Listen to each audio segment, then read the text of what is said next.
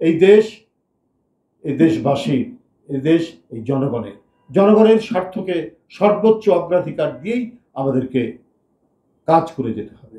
এই জন্য যে কোনো বিষয়ে যতই বাদানুবাদ থাকুক, বোন অফ কন্টেনশন যাই থাক, আমাদেরকে কাজ করতে হবে। একটা পর্যায়ে এসে জাতীয় স্বার্থে সবাইকে এক থাকতে হবে। বিবাদ থাকবে, সমালোচনা থাকবে, পরস্পরের সাথে আমরা ঝগড়াও হতে পারে, কিন্তু বৃহত্তের স্বার্থে আমরা যাতে এক থাকতে পারি, এক হতে পারি, আমাদের সেটাও মনের মধ্যে থাকতে হবে। আমাদের একদিকে রাষ্ট্রীয় স্বাধীনতা, সার্বভৌমত্ব সুরক্ষা এবং বহুদলীয় গণতন্ত্রের পথ চলা, এই দুটার সম্মিলনেই বাংলাদেশের শহীদদের স্বপ্নের যে দেশ, সেই দেশ গড়ে তোলা সম্ভব। আমাদেরকে সেটির জন্যই কাজ করতে হবে।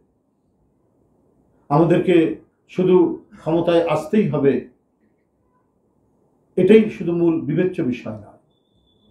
ক্ষমতায় এসে শহীদদের স্বপ্ন বাস্তবায়ন করা, কোনোভাবেই যেন এদেশের মানুষ বঞ্চিত না হয়, নিরন্ন না থাকে। আমি এর আগেও বলেছি, আজকে দেখুন ঈদের পরে মোটা চালের দাম বাড়ছে 5 থেকে 6 টাকা, সরু চালের দাম সেটাও বাড়ছে 72 থেকে 75 টাকা কেজি, 50 থেকে 60 টাকা কেজি মোটা চাল। তো এটা তো যদি এরকমই চলে, কারণ আমরা জানতে পারছি যে মিল মালিকরা, তারা চালের মিলের মালিকরা, চালের কলের মালিকরা, তারা নাকি মিল বন্ধ রেখেছে বা মিল বন্ধ করেছে, এটা আসছে না। তো মানুষের যে প্রধান খাদ্যদ্রব্য সেটা হলো চাল। তো সেটা যদি সাধারণ মানুষ, নিম্ন আয়ের মানুষ, মধ্যম আয়ের মানুষের সাধ্যের বাইরে চলে যায়, তাদের ক্রয় ক্ষমতার বাইরে চলে যায়, তাহলে তো শহীদদের স্বপ্ন বাস্তবায়ন হবে না। আমাদেরকে গরিব মানুষ থেকে শুরু করে প্রত্যেকটি শ্রেণী পেশার মানুষ যাতে কোনো রকমে 3 বেলা খেতে পারে, সেই ব্যবস্থাটা তো নিশ্চিত করতে হবে। আজকে অর্থনীতির স্থবিরতা কথা সবাই বলছেন, অর্থনীতিবিদরা। এখানে বিভিন্ন নিত্য প্রয়োজনীয় জিনিসের দাম বাড়ছে, যদিও অনেক কিছু শক্ত ভূমিকা পদক্ষেপের কারণে মূল্যস্ফীতি কিছুটা কমেছে, কিন্তু বিনিয়োগ তো হচ্ছে না। আর বিনিয়োগ না হওয়ার কারণে কোনো কর্মসংস্থান নেই। কর্মসংস্থান একরকম আটকে গেছে।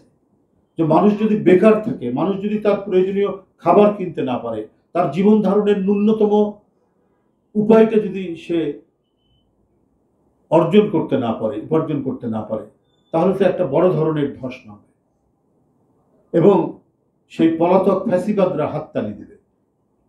তো সুতরাং আমাদেরকে সামগ্রিক দেশ, জাতি এবং তাদের বেঁচে থাকা, তাদের জীবনযাপন এবং একটু উন্নততর সুখী বাংলাদেশ গড়ে তোলার জন্য আমাদের প্রচেষ্টা নিতে হবে। এটাই হচ্ছে জুলাই আগস্টের শহীদদের মূল প্রেরণা। এটা যেন আর লুটেরাদের খপ্পরে না পড়ে, এটা যেন টাকা পাচারকারীদের খপ্পরে না পড়ে, যারা ব্যাংক শূন্য করে দিয়েছে, লোপাট করেছে, তাদের খপ্পরে আর না পড়ে। এটা যাতে তৎকালীন ক্ষমতাসীনরা তাদের পরিবার, পরিজন, ঘনিষ্ঠজনদের জন্য টাকা পাচার করে তারা সুখে শান্তিতে থাকার যে প্রচেষ্টা নিয়েছে প্রজন্মের পর প্রজন্ম ধরে, সেই ধরনের বাংলাদেশ যেন আর কখনোই ফিরে না আসে, সেই প্রচেষ্টা আমাদের থাকতে হবে, সেই প্রয়াস আমাদেরকে নিতে হবে। এই দেশ, এই দেশবাসী, এই দেশ এই জনগণের স্বার্থকে সর্বোচ্চ অগ্রাধিকার দিয়েই আমাদেরকে কাজ করে যেতে হবে। এই জন্য যে কোনো বিষয়ে যতই বাদানুবাদ থাকুক, বোন অফ কন্টেনশন যাই থাক, আমাদেরকে কাজ করতে হবে। একটা পর্যায়ে এসে জাতীয় স্বার্থে সবাইকে এক থাকতে হবে।